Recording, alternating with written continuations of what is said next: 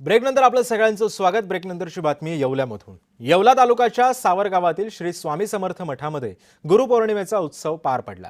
श्री स्वामी समर्थांनी या ठिकाणी काही दिवस वास्तव्य केल्याची भाविकांची श्रद्धा आहे।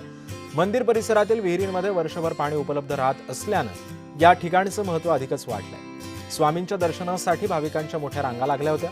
मंदिर परिसरामध्ये श्री स्वामी समर्थ नामाचा जयघोषाने संपूर्ण परिसर भक्तिमय वातावरणाने भारावून गेला। याच ऐतिहासिक मंदिर परिसरातून आढावा घेतला आमचे प्रतिनिधी नरेंद्र बटावे। सर्वत्र दिसून येत असून राज्यभरात विविध पद्धतीने गुरुपौर्णिमा साजरी केली जाते। आपण बघता तर नाशिक जिल्ह्यातील येवला तालुक्यातील सावरगाव येथील हे स्वामी समर्थांचं मंदिर आहे।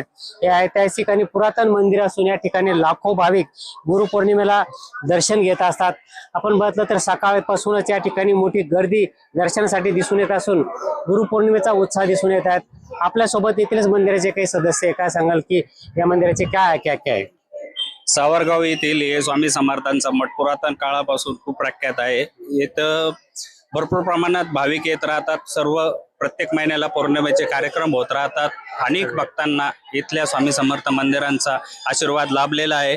त्यामुळं जसं अक्कलकोटला लोक इथून दिंड्या जातात, गर्दी करतात, त्याच पद्धतीने या सावरगाव मध्ये सुद्धा अनेक दर गुरुवारी आणि पौर्णिमेला भरपूर प्रमाणात गर्दी होते आणि स्वामींनी इथं वास्तव्य केलेलं आहे।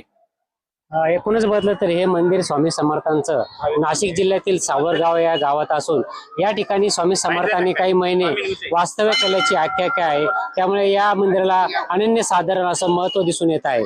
त्यामुळे गुरुपौर्णिमेनिमित्त सकाळपासूनच मोठी गर्दी या मंदिरात झाल्याचं चित्र यावेळी दिसून येत आहे। नरेंद्र बटाव, जय महाराष्ट्र न्यूज, येवला, नाशिक।